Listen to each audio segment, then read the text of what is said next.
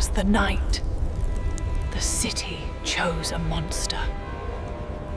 And it wasn't the storm. Tell me, who did this? Or are you afraid it was you? Spring 1846. 87 pioneers left the Midwest with confidence in their hearts and California in their sights. They were not desperate wanderers. Many were educated, some were wealthy. Their wagons were heavy, filled with fine furniture, books, even china. They believed they were prepared. But preparation means nothing when pride meets the unknown. At Fort Bridger in present-day Wyoming, the group faced a decision. The traditional trail to California was long, but proven. Then came another option, a newly advertised shortcut promoted by a man named Lansford Hastings. He claimed his route would save time. He promised an easier passage. He had never actually led a wagon train through it. Still, the Donner Party chose it. What followed was not a shortcut. It was 125 extra miles of wilderness, dense forests, unmapped mountains, salt desert without water. Days turned into weeks. Oxen collapsed, wagons broke, arguments erupted. By the time they rejoined the main trail, they were dangerously behind schedule, and the mountains ahead were already whispering winter. They had lost weeks, and in the Sierra Nevada, weeks were the difference between arrival and entrapment.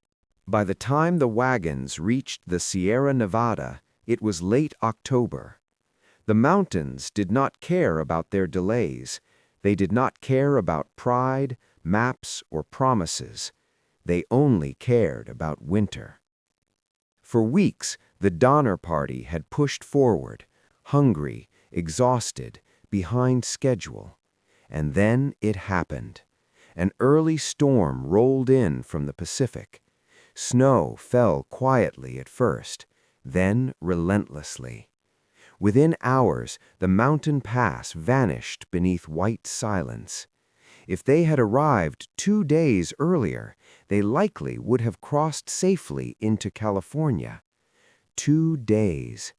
Instead, the trail disappeared. Oxen struggled through drifts. The snow was no longer falling gently. It was attacking. What began as a quiet winter evening had now turned into a white nightmare. The wind screamed through the narrow streets like something alive, something hunting. Snow slammed against wooden doors. Ice crept into the cracks of stone walls. Candles flickered violently inside homes, fighting to stay alive, just like the people. Outside, visibility was gone. You could not see your own hand in front of you. The market square, once filled with merchants and noise, now stood buried beneath layers of white silence. Carts frozen in place, stalls collapsed, footprints erased within seconds. And then came the real fear. Food was running out. Firewood was almost gone. Water inside barrels began to freeze solid. In the 1500s, a snowstorm was not just bad weather, it was a slow execution. Families huddled together for warmth. Mothers wrapped their children in whatever cloth remained. The elderly were often the first to fade. No medicine, no rescue, no warning system. Only the sound of wind and the growing realization that the storm might last for days. Some tried to leave the city walls. They never returned. Their tracks disappeared in the snow as if they had never existed at all. And the worst part? The silence between the wind gusts. Because in that silence you could hear the hunger, the coughing, the quiet prayers whispered into the dark. This was survival at its most brutal. Not war, not plague, just winter. And winter did not care who you were. The storm did not scream when it ended. It simply stopped. and what had left behind was quieter than death itself. Streets once loud with traders and children now lay buried beneath white silence. Snow had covered everything, roofs, doors, and those who never made it inside. By morning, the city was not frozen, it was emptied. When the storm ended, the work began. Not of rebuilding walls, but of burying memories. The living moved slowly through white silence, counting what the wind had taken.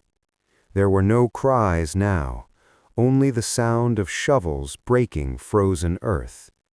In the shadow of the church, the city said goodbye. The graves were covered. The prayers were spoken. But something remained. At first, it was only a whisper. They said the storm had not been weather. They said it had chosen them. In candlelit rooms, behind closed doors, neighbors began to speak carefully, because someone must have angered God, and someone must still be here. Fear needs a name. The storm had no face, so the people chose one. It began with a look, then a whisper, then a finger pointing in the square. She was seen outside the night before. Her house was untouched. She never cried at the burial. And suddenly, grief became suspicion. Suspicion became certainty, and certainty does not ask for proof. No judge was called. No evidence was shown. The people had already decided. Grief does not wait for truth. It demands sacrifice. The square filled before sunset. Faces that once prayed together now stood hardened, united not by faith, but by fear. Someone shouted. No one remembers what, but it was enough. A push, a stone, a scream swallowed by wind, and suddenly the storm had returned, not from the sky, from them. When silence finally came, it was heavier than snow. The graves were covered. The prayers were spoken, but something remained. At first, it was only a whisper. They said the storm had not been weather. They said it had chosen them. In candlelit rooms, behind closed doors, neighbors began to speak carefully, because someone must have angered God, and someone must still be here.